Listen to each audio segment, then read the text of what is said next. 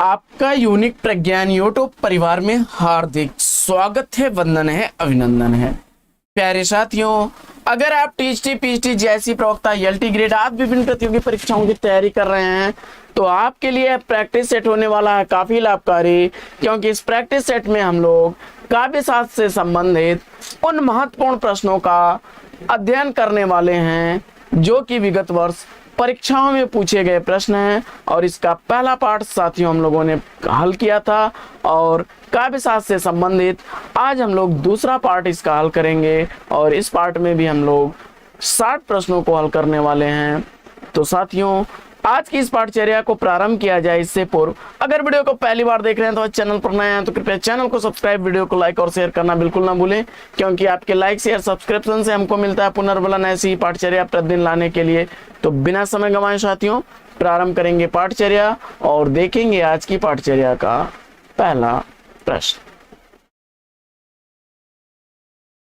सब सुबरन सुख माकर सुखद न थोर, असिय अंग सखी कोमल कनक कठोर।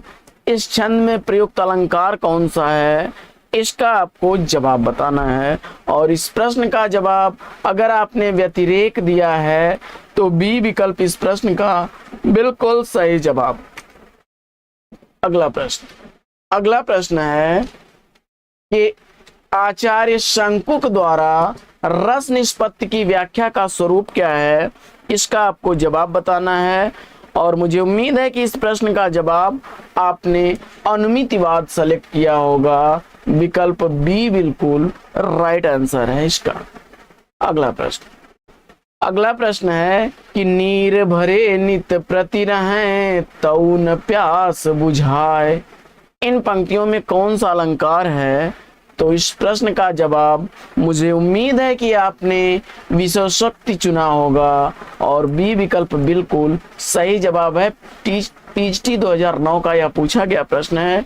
आइए बढ़ते हैं अगले प्रश्न की तरफ और देखते हैं अगला प्रश्न की नाट्य शास्त्र के रचयिता कौन है।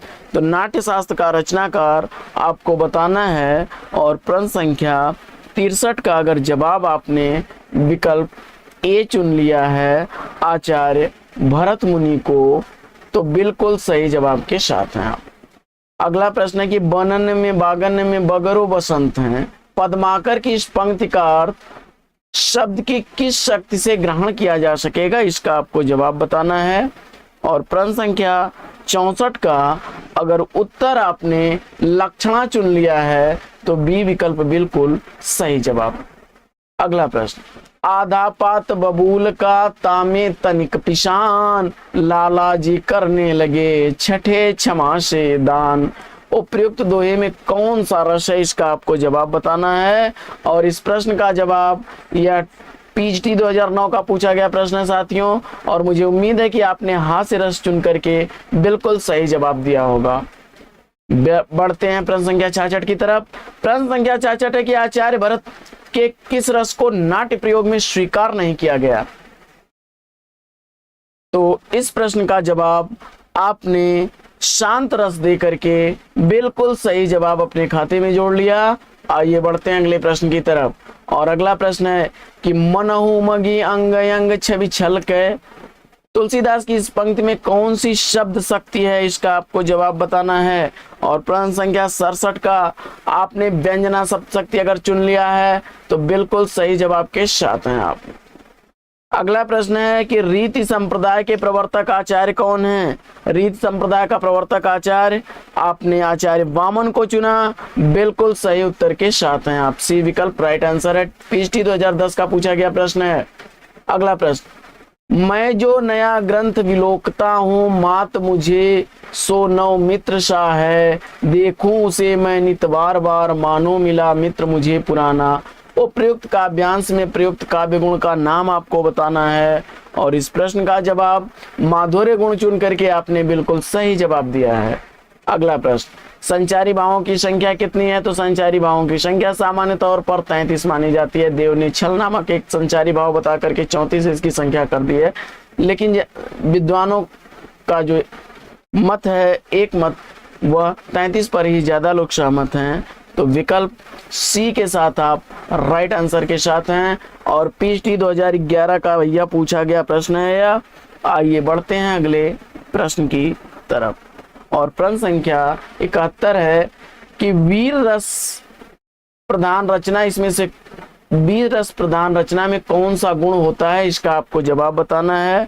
और इस प्रश्न का जवाब अगर आपने चयनित कर लिया है वीर रस प्रधान रचना में आपने ओज गुण को चुना तो बिल्कुल सही जवाब के साथ हैं। यह भी पीएचडी 2011 का पूछा गया प्रश्न है।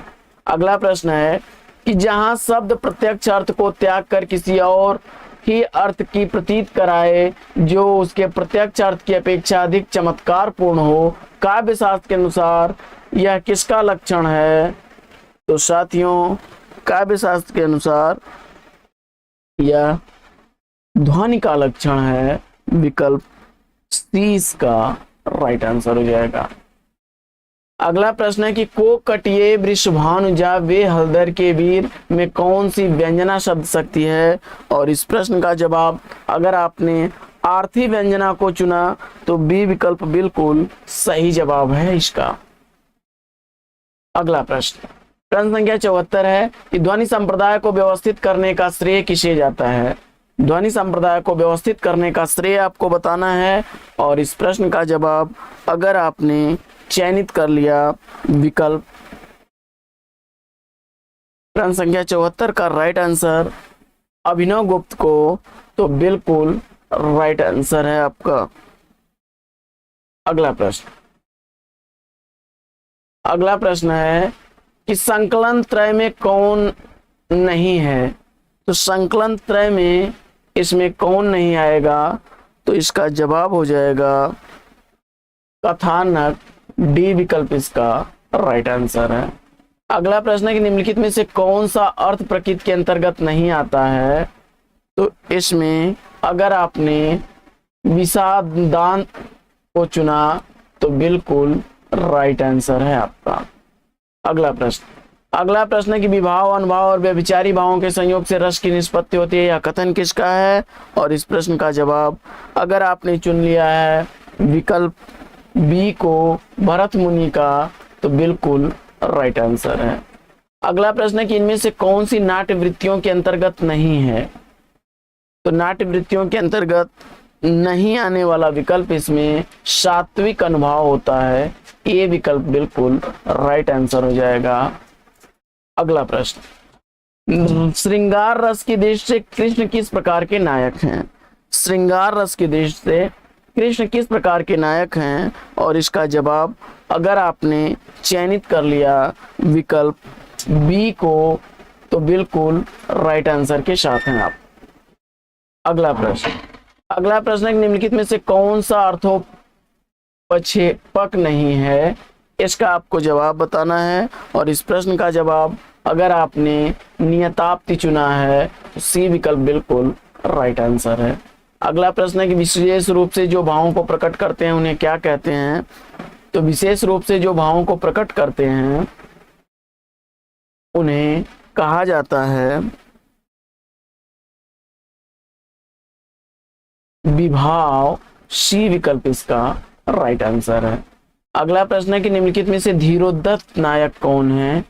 और इस प्रश्न का जवाब अगर आपने भीमसेन को चुना तो डी विकल्प राइट आंसर है आपका। अगला प्रश्न है कि कविता अपने मूल रूप में जीवन की आलोचना है, यह कथन किसका है? तो कविता अपने मूल रूप में जीवन की आलोचना है, यह कथन मैथ्यू अर्नाल्ड महोदय का है। पीएचडी 2013 का पूछा गया प्रश्न है। अगला प्रश्न है कि काव्य शोभा करान धर्मान अलंकारान प्रक्षते किसने कहा है? और जवाब हो जाएगा इसका आचार्य दंडी ने, डी विकल्प इसका राइट आंसर है। अगला प्रश्न है कि मैं सुकुमारी नाथ बन जोगू तुम ही उचित तप मोह कह भोगू, इसमें कौन सी शब्द शक्ति है?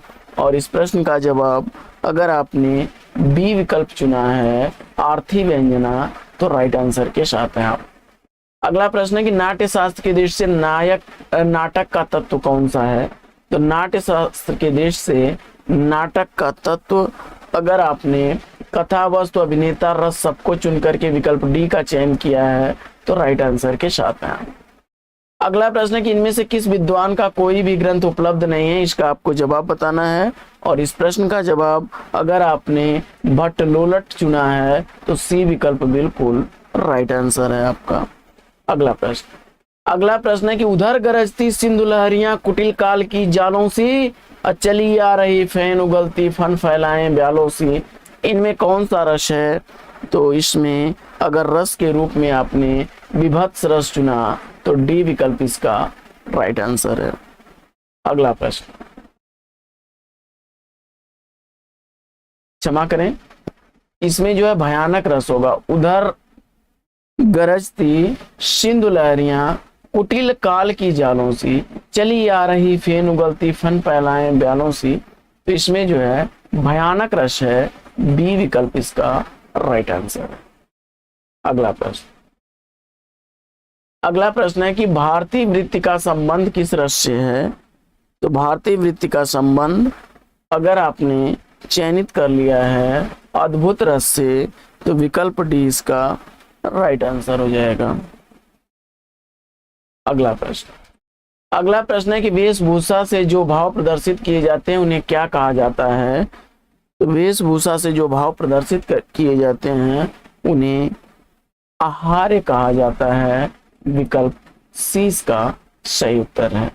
अगला प्रश्न है कि अपस्मार क्या है?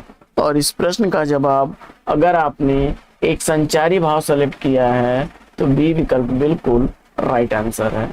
अगला प्रश्न है कि बिंब का क्या काम है? तो बिंब का काम क्या होता है? और इस प्रश्न का जवाब अगर आपने चयनित कर लिया काव्य को सजीव बनाना तो बिल्कुल सही जवाब है।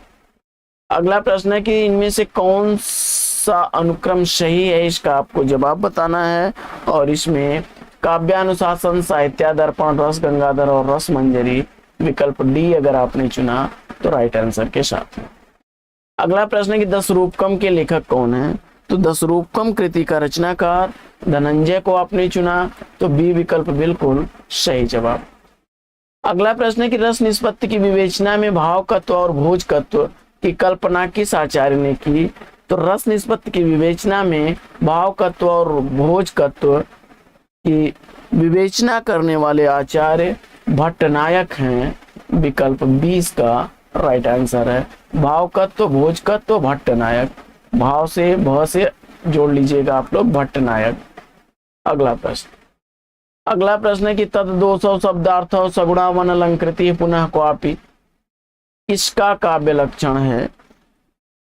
तो यह आचार्य मम्मट का काव्य लक्षण है, विकल्प सी बिल्कुल सही जवाब। अगला प्रश्न है कि भट्टनायक का भुक्तिवाद किस दर्शन पर आधारित है? तो भट्टनायक का भुक्तिवाद सांख्य दर्शन पर आधारित है, विकल्प डी बिल्कुल सही जवाब। अगला प्रश्न है कि रसो वैशः को अपनी परिचर्चा में किस आचार्य ने सम्मिलित किया है? तो जवाब हो जाएगा विकल्प बी आचार्य विश्वनाथ ने। अगला प्रश्न है कि अभिधा उत्तम काव्य है, मध्य लक्षणालीन, अधम व्यंजना रस विरस, उल्टी कहत नमीन, उपयुक्त किसकी उक्तियां हैं? इसका आपको जवाब बताना है। और इस प्रश्न का जवाब अगर आपने चयनित कर लिया विकल्प डी देव को तो राइट आंसर के साथ है। अगला प्रश्न है कि रस निष्पत्ति के संबंध में चित्र तुरंग न्याय की मान्यता किस आचार्य की है? और इस प्रश्न का जवाब अगर आपने श्री शंकु को चुना तो बी विकल्प बिल्कुल सही जवाब। अगला प्रश्न है कि आचार्य कुंतक ने वक्रोक्त के कितने भेद माने हैं? तो आचार्य कुंतक के अनुसार वक्रोक्त के भेदों की संख्या कितनी है? तो इसका बी विकल्प राइट आंसर हो जाएगा 6। अगला प्रश्न है कि रीति संप्रदाय से संबंधित काव्यशास्त्रीय ग्रंथ कौन सा है? तो रीति संप्रदाय से संबंधित काव्यशास्त्रीय ग्रंथ इसमें हो जाएगा विकल्प डी काव्यालंकार सूत्रवृत्ति। अगला प्रश्न है कि मम्मट किस संप्रदाय के आचार्य हैं? तो आचार्य मम्मट ध्वनि संप्रदाय के आचार्य हैं, सी विकल्प इसका राइट आंसर हो जाएगा। अगला प्रश्न है कि इस करुणा कलित हृदय में अब विकल रागिनी बजती, तो इस पंक्ति में कौन सा अलंकार है? और अलंकार के रूप में आपने अनुप्रास को चुना तो डी विकल्प बिल्कुल राइट आंसर है। अगला प्रश्न है कि रस की अनुभूति कराने में अभिधा शब्द शक्ति प्रधान है, यह मान्यता किसकी है? तो जवाब हो जाएगा यह मान्यता आचार्य भट्ट नायक की है, विकल्प 20 का सही जवाब। अगला प्रश्न है कि काव्यम ग्राह्यम अलंकारात किसका कथन है? तो काव्यम ग्राह्यम अलंकारात यह कथन आचार्य वामन का है, बी विकल्प इसका राइट आंसर है। अगला प्रश्न है कि औचित्य को काव्य की आत्मा के रूप में प्रतिष्ठित करने वाले आचार्य कौन हैं? तो औचित्य को काव्य की आत्मा के रूप में प्रतिष्ठित करने वाले आचार्य क्षेमेंद्र हैं, विकल्प 20 का राइट आंसर है। अगला प्रश्न है कि रसानुभूति के संदर्भ में उत्पत्तिवाद संप्रदाय के जनक कौन हैं? और इस प्रश्न का जवाब अगर आपने भट्टलोलट दिया है तो बिल्कुल राइट आंसर के साथ हैं आप। अगला प्रश्न है कि काव्य प्रकाश का रचनाकार कौन है? और काव्य प्रकाश के रचनाकार के रूप में आपने सेलेक्ट कर लिया आचार्य मम्मट को, तो ए विकल्प बिल्कुल राइट आंसर है। अगला प्रश्न है कि दंडी निम्नलिखित में से किस प्रकार के आचार्य हैं? तो आचार्य दंडी इसमें से अलंकारवादी आचार्य हैं, विकल्प ए इसका राइट आंसर है। अगला प्रश्न है कि निम्नलिखित में से भरत मुनि द्वारा रचित ग्रंथ कौन सा है? और इसका जवाब अगर आपने चुन लिया है विकल्प सी नाट्यशास्त्र, तो बिल्कुल सही उत्तर के साथ हैं आप। अगला प्रश्न है कि रस सामग्री किस विकल्प में दी गई है? तो रस सामग्री विभाव, अनुभाव, संचारी भाव और अस्थाई भाव, ये रस सामग्री हैं, विकल्प 20 का राइट आंसर। अगला प्रश्न है कि काव्य गुणों के संबंध में जो कथन सही नहीं है उसका आपको चयन करना है। और इसमें काव्य गुण के आंतरिक सौंदर्य हैं, अलंकार बाह्य शोभा हैं, बिल्कुल राइट आंसर है विकल्प। गुण रस के उत्कर्ष और काव्य को शोभा कारक तत्व है, यह भी सही कथन है। काव्य शास्त्र में काव्य गुणों का विवेचन नहीं मिलता, यह कथन गलत है। माधुर्य प्रसाद ओज सर्वमान्य काव्य गुण है, यह भी कथन सही है, यानी विकल्प सी इसका राइट आंसर हो जाएगा। अगला प्रश्न है कि कार्यालयी हिंदी की भाषा कैसी होनी चाहिए? तो जवाब हो जाएगा कार्यालयी भाषा की जो कार्यालयी हिंदी होती है उसकी भाषा हमेशा अभिधा होनी चाहिए, विकल्प ए इसका राइट आंसर है। अगला प्रश्न है कि सूच्य कथानक को प्रस्तुत करने वाले अर्थोपक्षेपकों की संख्या कितनी होती है? तो जवाब हो जाएगा 5, सी विकल्प इसका राइट आंसर है। अगला प्रश्न है कि कंकन किंकिन नुपुर धुनि सुनि कहत लखन सन राम हृदय गुनि, इसमें कौन सा काव्य गुण है? तो जवाब हो जाएगा माधुर्य, विकल्प ए इसका राइट आंसर है। अगला प्रश्न है कि पांडव की प्रतिमा समलेखों अर्जुन भीम महामति देखो, इसमें कौन सा काव्य दोष है? तो इसमें जो है आपका शब्द दोष है, विकल्प ए इसका राइट आंसर। और इसमें काल दोष भी होना चाहिए, कोई काल दोष, तो विकल्प ए इसका राइट आंसर है। अगला प्रश्न है कि सब को जानत तुम्हारे सारे जगत जहान में कौन सा काव्य दोष है? तो इसका जवाब हो जाएगा विकल्प ए पुनरुक्ति दोष। अगला प्रश्न है कि व्यंजना शब्द शक्ति का संबंध किससे है? तो जवाब हो जाएगा व्यंजना शब्द शक्ति का संबंध जो है वह व्यंगार्थ से है, विकल्प डी इसका राइट आंसर हो जाएगा। तो साथियों आज की पाठचर्या लेगी यहीं पर विराम, फिर मिलेंगे आपसे अगले वीडियो में एक नए प्रकरण, एक नए टॉपिक, एक नए अंदाज में। तब तक के लिए लेंगे आपसे विदा, लेकिन हम ले आपसे विदा उससे पूर्व वीडियो को लाइक शेयर अगर आपने नहीं किया है तो फटाफट लाइक और शेयर कर दीजिए। चैनल पर पहली बार हैं तो चैनल को सब्सक्राइब कर लीजिए। फिर मिलते हैं अगले वीडियो में एक नए प्रकरण, एक नए टॉपिक, एक नए अंदाज में। तब तक के लिए बेस्ट विशेष बेस्ट ऑफ लक। जय हिंद साथियों।